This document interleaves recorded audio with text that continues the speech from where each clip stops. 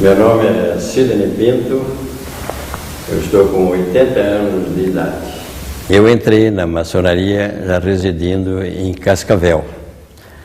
Na ocasião, eu tinha um amigo e irmão em Maringá, que chamava-se Macu, Tomás Reis. Ele me convidou para entrar na loja Paz e Amor de Maringá. Só que a loja Paz e Amor de Maringá, eles não faziam iniciações, porque eles se reuniam em um templo, edifício Atalaia, no centro da cidade, e não tinha condições de fazer iniciação. Eles levavam, então, os profanos, os candidatos, para serem iniciados ou em Piabiru ou em Apucarana. E eles me levaram em Apucarana, porque as duas cidades são mais ou menos a mesma distância. E são duas lojas da Grande Loja do Paraná, tanto a Moreira Sampaio, número 8, e a Rui Barbosa, número 16, de Piabiru. Eu saí de Cascavel, de carro, sozinho, passei por Maringá, comi uma feijoada e fui direto para Apucarana procurar uma loja maçônica, que eu não sabia onde eles localizavam. Aí eu fui perto da igreja e me perguntei, onde é que tem uma loja maçônica? Eu disse, não, se eu descendo aqui na esquina de baixo tem uma loja maçônica. Então chegando lá eu já encontrei vários irmãos já de terno, preto, gravata branca, naquela época se usava gravata branca. E eu cheguei e já entrei na conversa, né? Aí um dos irmãos que estava lá perguntaram, mas por que está demorando muito essa iniciação para começar? Aí um deles respondeu, não, nós estamos esperando um profano que está vindo de Cascavel e não chegou ainda. Eu falei, não, sou eu. Aí ele falou, mas você não pode ficar aqui, pai. Aí já me pegaram e tiraram do... Eu falei, mas agora que a conversa está boa, vocês vão me tirar daqui? Aí começou a sessão e eu fui iniciado, cumpri todo o ritual de iniciação, como consta na maçonaria, na Grande Loja, o ritual. Então, esse foi o meu, assim, a minha iniciação na Grande Loja do Paraná. E quando eu fui, já morando em Cascavel, me disseram, olha, lá em Cascavel não tem loja, mas chegando lá você procura o João Carlos Belli, que era o superintendente da Receita Federal, que ele e mais alguns irmãos estão reerguendo as colunas da loja Acácia do Oeste Primeira, número 44. Aí chegando em Cascavel, eu procurei o João Carlos Belli. Ele falou, realmente nós estamos precisando de gente aqui, então vamos precisar de você. Aí eu pedi minha transferência da loja de Maringá para a loja de Cascavel. Aí, dentro de 2 anos, eu fui secretário, fui primeiro vigilante, depois fui eleito venerável da loja Acácia do Oeste Primeira, número 44. Ou seja, teve uma participação bastante ativa, né? Bastante ativa, e geralmente o irmão precisa estar no mínimo 2 anos na maçonaria para ser venerável de uma loja. Eu não tinha 2 anos de maçonaria e fui eleito na cidade de Cascavel, da loja Acácia do Oeste, venerável da loja. Ainda a respeito da sua trajetória, essa trajetória inicial, né? Da sua visão inicial, por exemplo, quando entrou para a maçonaria, de uma visão que depois evoluiu ao longo do tempo até se tornar grão-mestre. Como que tudo isso passou pela sua cabeça? Como que o senhor trabalhou isso? Eu viajei bastante, eu tinha muita amizade e eu tinha vários irmãos que pertenciam à Grande Loja do Paraná. Eu quero citar aqui o Albarino de Matos Guedes, e o seu Antônio André Janso, e o o Antônio Fagundes, o Everton Ramos, o senhor Buzeca, que nos acompanhava, e o Adolfo Bley, que nos acompanhou, e em várias cidades onde tinha loja maçônica nós estávamos participando, e com isso eu fiz grande amizade. Eu já tinha muita amizade porque eu fui gerente da seguradora do Bamerindos, e eu viajava o Paraná inteiro, então eu conhecia praticamente todos os municípios, e onde tinha Bamerindos eu estava lá. Ou seja, então eu fiz uma grande amizade. Estreitou os laços, né? Eu fiz uma grande amizade, e quando eu fui grão-mestre, então eu já tinha praticamente essa amizade que eu tinha no meu trabalho, que eu era securitário, eu era gerente da companhia de seguros do Bamerindos. O senhor acredita que isso facilitou Isso facilitou bastante, facilitou, porque quando eu chegava numa cidade, eu já era conhecido, eles iam me buscar na rodoviária, levavam para casa. O maçaneiro, quando eu ia lá em Francisco Beltrão, ele estava lá na rodoviária me esperando lá e íamos almoçar junto, né? E à noite participava das reuniões, à tarde das iniciações. Então isso facilitou muito a minha amizade. E também o Albarino foi passe grão-mestre, o irmão Antônio André Janso, eu faço questão de citar o nome de Antônio André Janso, que ele foi durante mais de 20 anos secretário de Relações Exteriores da Grande Loja. E ele não viajava, ele tudo através de correspondência, ele conseguiu mais de 120 reconhecimentos da Grande Loja no Brasil inteiro, no Paraná inteiro. E ele não sabia escrever inglês. Ele fez um curso de aprendizado de inglês para poder se corresponder com as lojas. Então ele conseguiu mais de 120 reconhecimentos da Grande Loja, reconhecimentos internacionais, tudo por correspondência, sem fazer uma única viagem, sem gastar dinheiro nenhum da Grande Loja do Paraná. Então eu faço questão de citar o nome de Antônio André Janso. E quando eu construí aqui a sede, o auditório, eu fiz questão de inaugurar e pôr o nome de Antônio André Janso. E quando construí o templo, aqui na rua João Zaniolo, eu fiz questão de colocar o nome de Albarino de Matos Guedes, que foram 2 baluartes da Grande Loja do Paraná. Assim como o Antônio Cirur, que foi passe grão-mestre, foram irmãos fabulosos que construíram a história recente aqui da Grande Loja. Exatamente. Falando de história, o senhor me contou aqui para a entrevista que conheceu a maçonaria paranaense, especialmente aqui, digamos assim, a infraestrutura da Grande Loja, muito mais humilde, por exemplo, do que tem hoje, do que esse tempo que a gente está aqui gravando. Queria que você falasse um pouco a respeito. Exatamente. A Grande Loja do Paraná, na época do Major Cícero Marques, ele comprou uma kitnet lá no centro, era uma sala, um quarto e um banheiro. E a Grande Loja funcionou ali mais de 30 anos.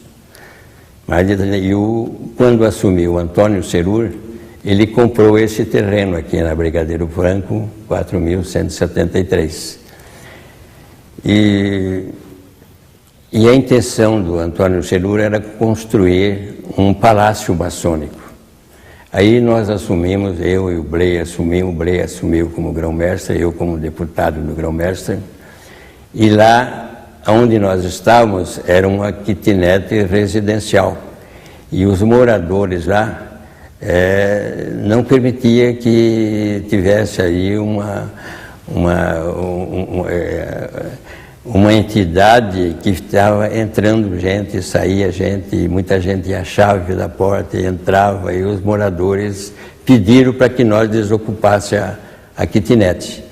Então, como o Cirur já tinha comprado esse terreno, Eu falei para o Blei, nós não precisamos de palácio maçônico, nós precisamos de uma sede administrativa para reunir a grande loja. Nós não temos onde reunir, nós temos que sair daqui, né? Então aí eu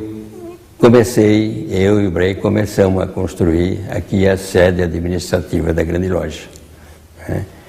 E posteriormente já estava avisando para construir esse templo aqui.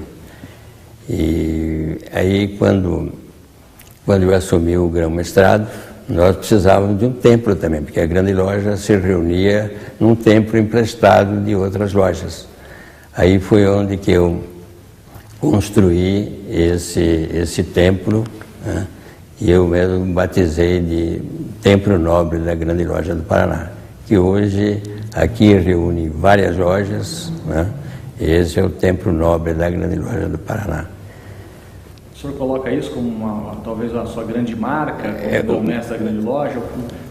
Como mais o senhor define, assim, em termos de reconhecimento, as suas gestões como grão-mestre da grande loja? Bom, eu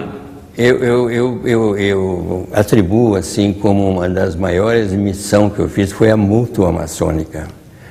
A Mútua Maçônica hoje, nós tivemos vários casos, eu posso citar alguns, que quando falecia um irmão, a viúva não tinha dinheiro para sepultar o marido. Então, eu, como fui securitário, então eu instituí, através de um decreto, a Mútua Maçônica. Quando falecia um irmão, a grande loja adiantava 50%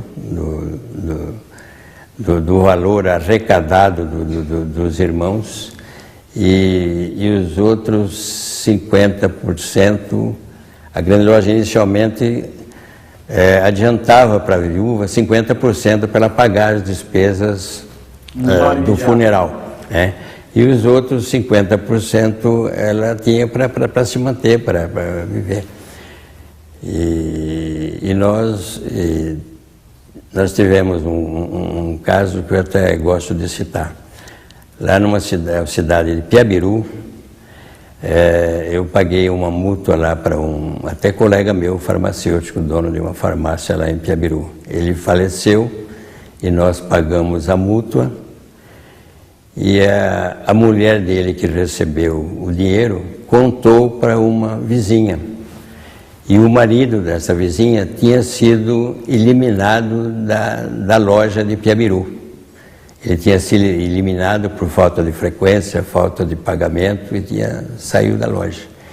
E essa senhora que recebeu o dinheiro da mútua, ela falou para a esposa do irmão que tinha sido afastado da maçonaria: por que o seu marido não volta para a maçonaria? Olha aqui quanto é que eu recebi de dinheiro quando morreu o meu marido. Aí ela foi falar com o marido e o marido dela quis voltar para a maçonaria. Aí eu fui ver o currículo dele e falei: esse irmão já foi expulso, não pagava, não comparecia, agora quer entrar só por causa da mútua? Isso não é justo. Desse jeito, se todos os irmãos que foram expulsos saíram e votar por causa da mútua, você veja o que é a mútua maçônica, o interesse e a mútua e a idade dele. Quando eu vi a idade dele, porque a mútua não é, se nós começar a iniciar gente idosa só por causa da mútua, aí quebra a mútua. A mútua, porque o nosso grupo é um grupo já de idade avançada, né? Não são, a maioria são gente de idade e muita gente quer entrar para receber a multa quando morrer. Mas, enfim, a esposa. É algo que foi muito significativo. Para mim foi muito significativo. E que ainda é para a grande loja. Eu acredito que ainda é muito significativo para os maçons. Para mim foi a maior realização que eu fiz foi a Mútua Maçônica, que está funcionando até hoje, muito bem funcionada, muito bem administrada, né? desde o meu início, foi muito bem administrado e continua sendo bem administrado e pagando em dia. Então, para mim, isso, eu tenho orgulho de dizer que a Mútua Maçônica foi eu quem fundei. O senhor já contou a sua história inicial na maçonaria, como foi a sua trajetória até cumprir os mandatos como grão-mestre. O que o senhor enxerga da maçonaria daqui para frente? Da maçonaria, do maçom daqui para frente? Olha, a maçonaria ela é mundial. E a maçonaria ela tem certos problemas que às vezes não são éticos. Não são éticos e tem irmãos que entram para a maçonaria para trabalhar, para fazer beneficência, mas tem irmãos talvez que entram para aproveitar da maçonaria. Isso tem acontecido, eu tenho vários exemplos de irmãos que entraram para a maçonaria para tirar proveito da maçonaria. E a maçonaria não é essa a finalidade. A maçonaria é fraternidade, é amizade, e isso que é a maçonaria, não é para tirar benefícios da maçonaria.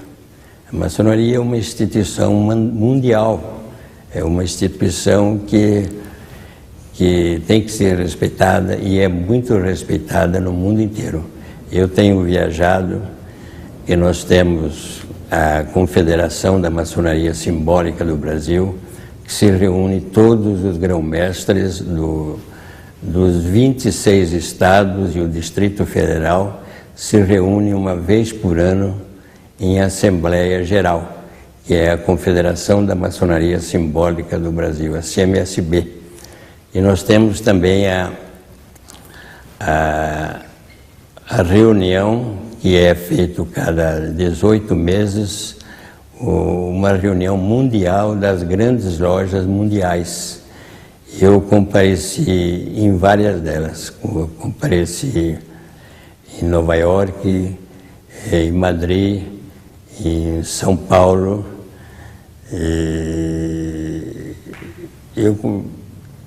e mais algumas que eu não me recordo.